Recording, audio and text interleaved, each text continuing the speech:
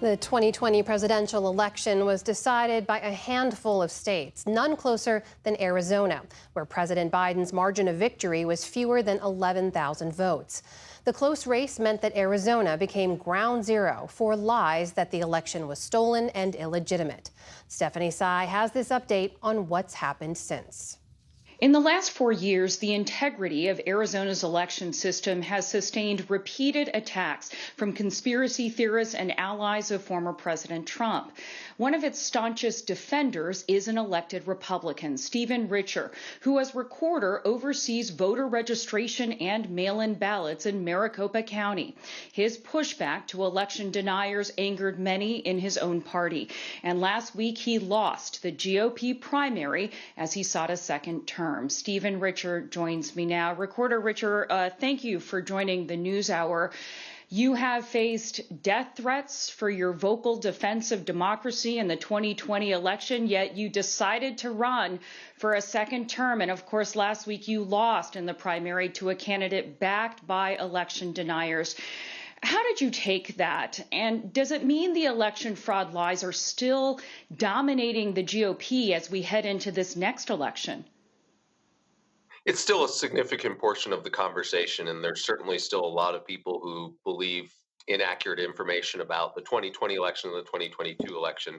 So there's a lot of work to be done. I'm going to continue doing it to the best of my abilities over the next 5 months, and I would love to instill confidence in the process in as many people as possible before I head out. But I'm sad to be leaving my team, to be leaving this important office, but I'm also very excited to be able to move on from some of the unpleasant parts that you mentioned and to try a new adventure.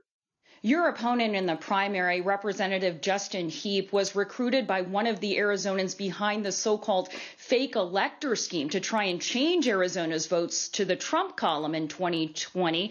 While Heap avoided outright election denialism in his campaign, do you think he represents a big enough threat to elections that you're planning to actively support his Democratic opponent over him, Stephen?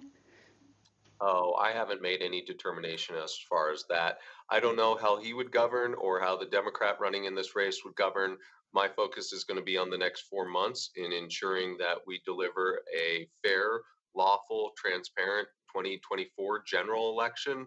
And then it will be in someone else's hands and to steer the office forward. And that, of course, could take a different approach. And if it's unlawful, then people will sue. And if it's not as good, then maybe people will look back fondly on some of the transparent things that we did.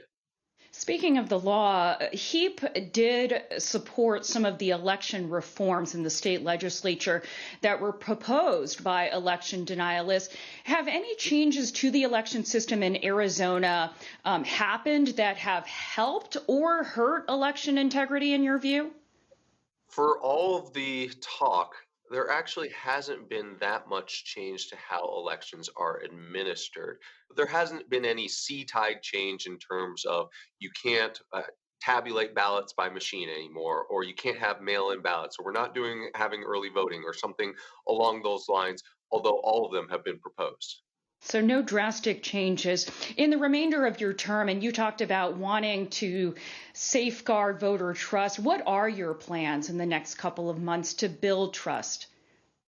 To keep doing what I've been doing throughout this past 3.5 years, and we have put so much effort into explaining this process. We've done live streams, we've done teletown halls, we've done virtual tours of our facility, we've done over 200 tours of our election facility.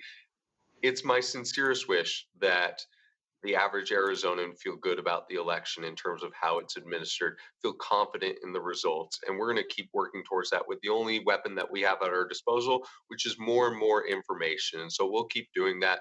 And I just really hope that there are enough people out there who can still be convinced by facts and logic. Allow me to zoom out for a moment to the national picture, Stephen. A group of Arizona Republicans, through their support behind Vice President Harris, you have said in the past you would support Mr. Biden over Mr. Trump in November. Should we assume that you are planning to vote for VP Harris? And if so, will you be actively helping in her campaign?